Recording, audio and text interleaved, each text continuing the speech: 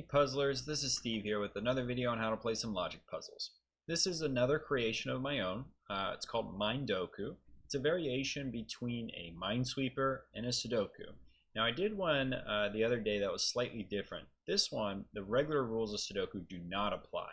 We are not going to be inserting digits in the grid. We are just locating the mines. You'll notice here you would not normally be able to have two ones in a 3x3 box in Sudoku. So just keep that in mind. We are not locating digits. With that said, we are simply finding the mines. There are 3 mines in every box, row and column. And just like in Minesweeper, the digits here represent how many mines are adjacent to that clue, irrespective of the box, right? This 3 could have, one mine here, and one mine there. 1 in each box. That's okay. Now, unfortunately, the software I've been using wouldn't allow a puzzle like this because, again, these 2 ones break normal Sudoku rules. So I'm working off Excel today. Hope that's okay with you guys. But let's get started without further ado as to where you get started on this. So just like in regular Minesweeper, if there's 2 ones next to each other, there's going to be a mine here, meaning these places are safe. So I'm going to mark the safe spots with O's and mines with X's. Well, 1, 2, 1 pattern means that there's going to be a mine in front of the 1s and not in front of the 2. Logically, how you get about that is if you look at the 1 in the corner, there's going to be a mine here and here, one of those, but not both. And so in order to satisfy the 2, you need the second mine to be here. And because there's that mine there, that satisfies the 1, so this can't be the mine, and that is there. So we know there's going to be 1 down here. These 2 are solved because this 1 is already solved, so we can put no mines there. Let's go back to these ones. Because we know there's going to be 1 in one of these spots, we need 3 in this box. So 1 is here, the other 2 are there. Now we're going to have 3 next to the 4, so we got to have 1 more here, and then we're going to have, that's going to solve this 3, right? If we think about it, 1's going to be here, 2, 3, we need 1 more for the 4, so that's got to go here or here, and then the 3's going to have, 3 like that or like that. So we know that these don't have mines, and in fact, this row, this column is solved. We have 1, 2, 3 mines. So I know that all of those are not mines. This 5, that's a big number.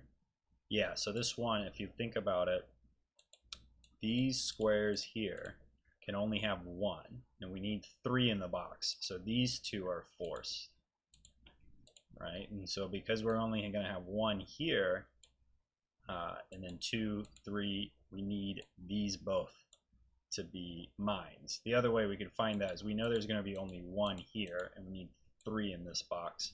So these are going to be mines no matter what.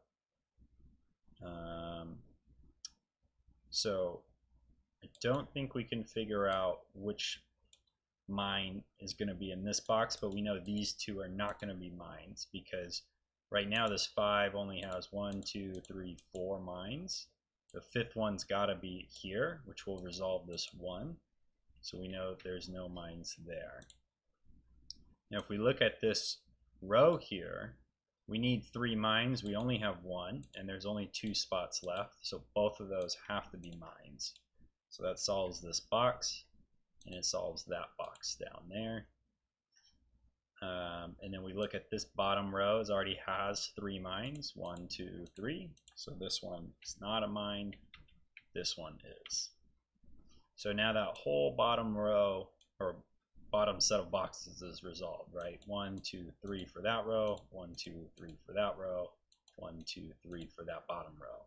3 in each box, so we're good down there.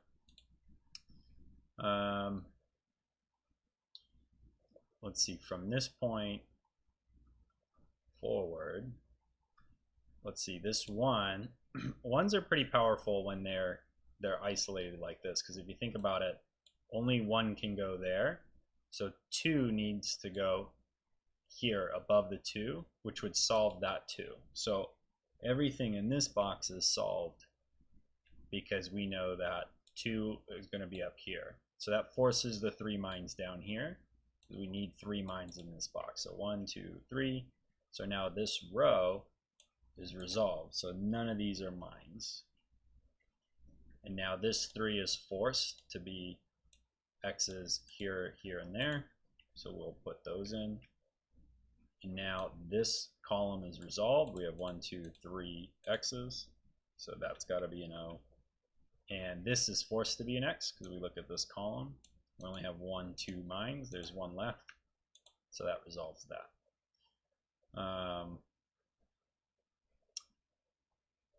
So we are getting close. So we need, these 2 are forced to be mines because if you think about this row here, we need 3. Only 1 is going to go here, right? Only 1 can fit here. And so that leaves only 2 spots left. Those are forced to get our 3.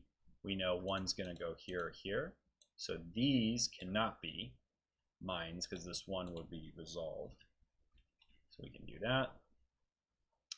And we know if we look at this row here, we need 1 more mine. We have 1, 2. So 1's got to go here. Doesn't really matter because that's going to resolve this box, meaning these 3 are not mines. So those are clean. So now let's look at this column here. We only have 1 X. We need 3. There's 2 spots left. Those must be mines. That resolved this row. We have 1, 2, 3 now. So these are not mines. And if we look at this column, this is resolved. We have 1, 2, 3 mines. So that's not a mine, and that's not a mine. So this box is now resolved. We need 1 more mine. There's 1 more spot. And same situation here. That's that. And so now this column's resolved. We have the 3 mines there. So those are not mines. That forces these 2 to be mines to solve this 2. So 1, 2, and then the last mine is forced to be there. So there you have it. That is how you do a Minedoku. It's a lot of fun. It's actually one of my favorite variants. What I really like about it is it's very different from a Sudoku. It still uses that concept of you know, having so much in a row, column, and 3 by 3 box, and I really like that. But it puts a spin on the normal